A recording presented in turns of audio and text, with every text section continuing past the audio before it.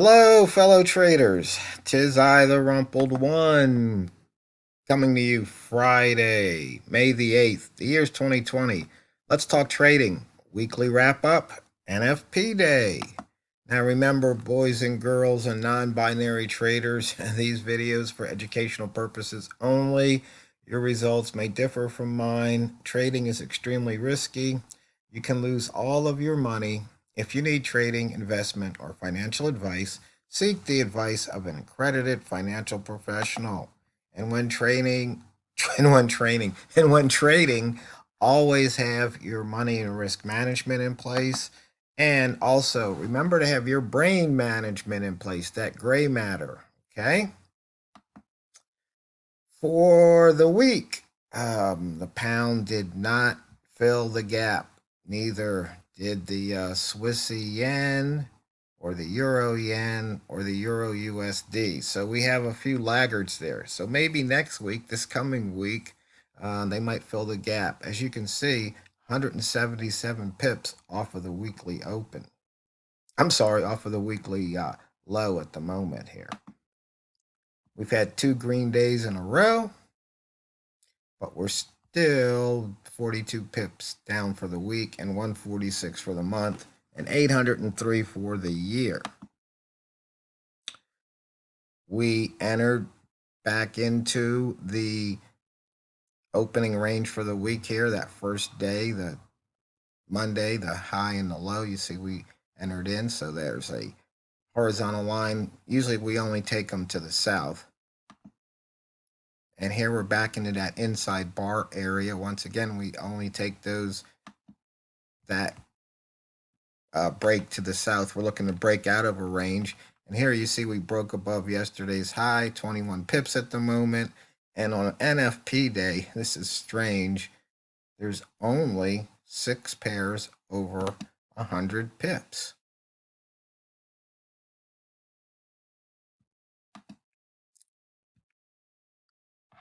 The pivot was slightly below the open, so close it didn't give a bias direction. So the buy zone trade was there. You had a second entry here if you were a pro trader. Newbies, stick with the H1 candle color. And you can see here we came out of that green rat zone last hour on to make new highs. Green rats feasting.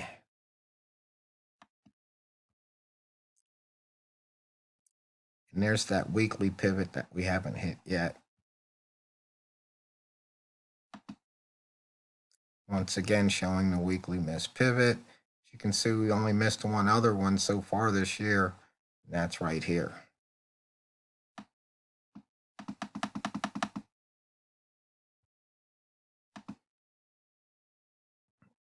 In and finally out of the upper wick zone.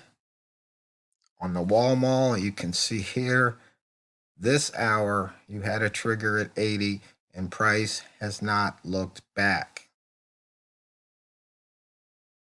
72 pip range this hour. Once again, sometimes the simplest methods are the best.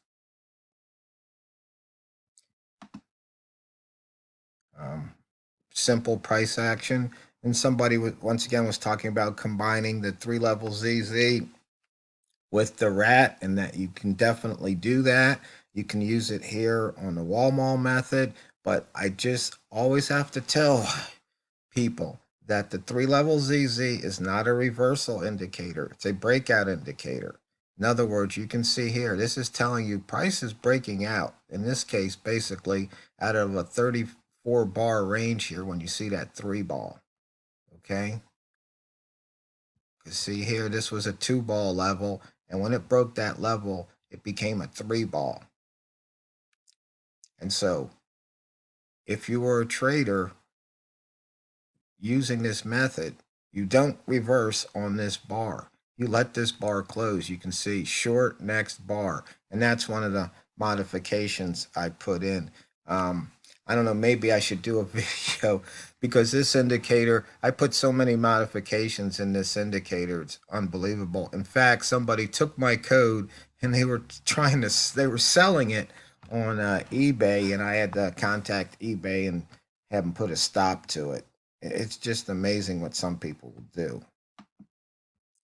Here on the map, you can see it broke through the previous H4's midpoint, the open, the daily midpoint, the H4 high, the monthly midpoint from previous months, the previous day's high, the previous month's bottom. Is just breaking through everything. And look at this. Now we have a range of 100 on the pound. 78, range of 100 and what, 3 now on the day, 78 on the hour. You can see here, if you're wondering, that's a really old indicator. It's a 2009 multimeter range, and there's really nothing to update about it. So, but you don't really need that one. You can use the dashboard and do the exact same thing. It's just sometimes it's handy to have these as multimeters. And yesterday, boys and girls, I was telling you about the monthly charts and looking at the wick zone, and you can see here price has fallen down. And in fact, if you look at it on an H1 chart, or actually let's just go to the daily chart, you can see here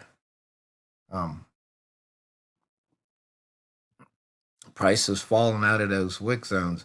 And I mentioned this to you yesterday, so I don't know if anybody took that trade, but if you did, it's worth 100 pips or so. And look for it to now break this bottom here. And breaks this bottom right here. Look for price to continue to drop. Once again, this is simple. No indicators were harmed building this chart here. Especially no squiggly line indicators, but you can see sometimes just using your eyes and looking at these wicks, because this is saying that the sellers pushed the price down. It's simple stuff. Here we've got an inside bar on the monthly. We've got it making lower highs here, and you can see here it's falling out of these two wick zones from before. People like to talk about double tops and then what happens next. And you can also look at the pound dollar. You see here, I think I mentioned it was coming out of these wick zones here. Price just moved up, tested. See, it came out of that wick zone. And that's one of the reasons why I like the wick zones. I mean, not just the previous days, weeks, or month, but if you look at the whole chart, you look and see what you're doing, what price is doing, you can then see trades, especially for the traders who aren't scalpers, day traders, the traders that want to put a position on and maybe try and hold it for hundreds of pips. I'm not good at holding for hundreds of pips. That's just not my nature, not my style. I can see how you can do it, but usually I'll wind up moving my stop, get wiggled out, only to see price go. I mean, it happened to me again yesterday on a euro trade. Price dipped down, went up. Excuse me. I put in a trailing stop, had a nice little trade, and then price just took off. But that's okay. You know, back to the map. You can see here once again where price came down, was touching all these lines and had to move. And remember, this is basically an adaptation of the M. Schneider method that he used on, I think he was using 5 or 15-minute time frame. I don't remember off the top of my head, but I just kind of adapted this to the daily, weekly, monthly to look at it on a more big picture. And you can see what happens here on the big picture is the same thing that would happen if you want to get down and do that scalping. Price just goes between these levels. It crosses these lines. They put in these lines here, they put in these levels. That was a high from the previous day. And what does price do? From the price action standpoint, as I mentioned in the everything you need to know about trading document, that one-page document that I kind of broke up into 4 or 5 pages in the PDF, but it's really a simple one-page document. Price either breaks out of the high or low or both of the previous candle, or it doesn't. And another thing I'm thinking about adding to it, price either closes above a line or it doesn't, or a level. I mean, it's real simple. Price is either going to close above this line or it's not. And I don't have to say, or it could close below, because if it doesn't close above, it closes below. So in that one simple sentence, price either closes above a level or it doesn't. You can almost wrap up trading with that one sentence, if you really think about it. So we've got the previous day's high. Price is above it now. Either it closes above it or it doesn't. For the hour, for the day, for the minute, for the week, for the month, doesn't matter. Either price is closing above it or it's not. And so when you place your trades, you can say things like, well, price is either going to close above this level or not. So I might put my stop 1 pip below it. If it doesn't close above it, I get stopped out. And so it's possible if you want to make these longer trades, when I say longer, I'm talking about in time duration and in pip movement or price movement.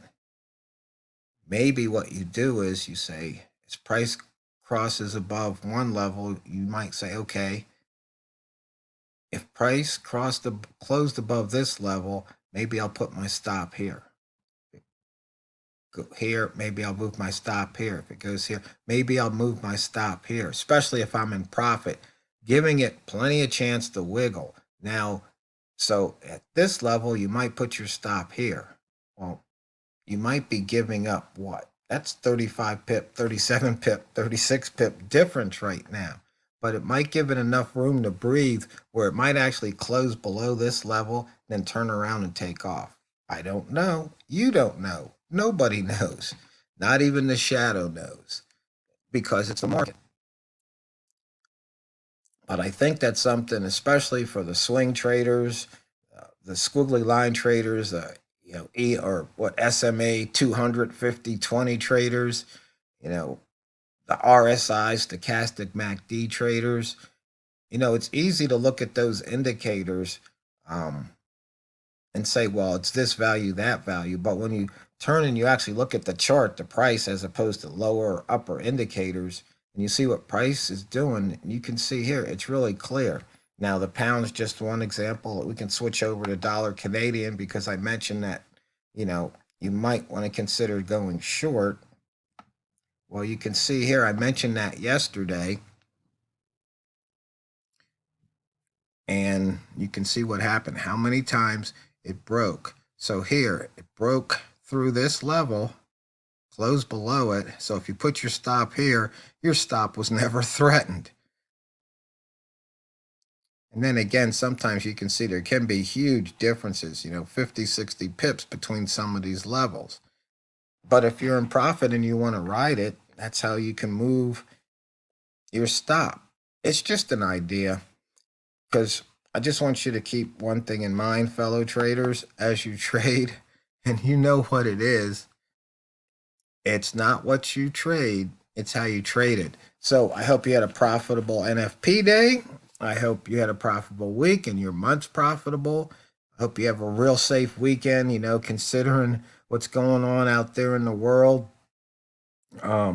Stay safe, and I hope you'll come back and watch the videos next week. If you have any questions, Feel free to ask. I think I've got a few more tricks to show you with some indicators.